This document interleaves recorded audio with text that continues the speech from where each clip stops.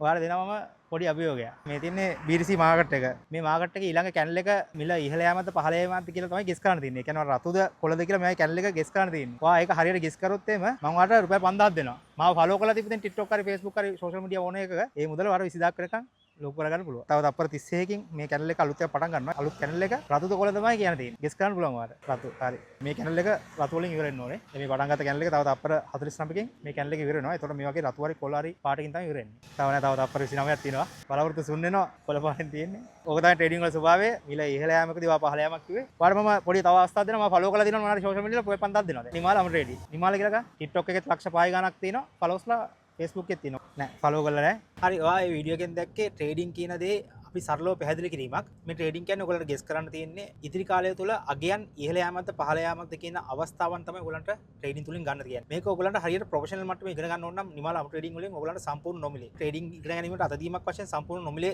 කියලා දෙනවා. ඉතින් ඔයත් මාත් එක්ක එකතු වෙලා ට්‍රේඩින් ඉගෙන ගන්න කැමති නම් හරියට ට්‍රේඩින් වලින් සාර්ථක වෙන්න කැමති නම් එන්න පහළ නම්බරයට WhatsApp මැසේජ් එකක් දාන්න. එහෙනම් හැමෝටම ජය වේවා.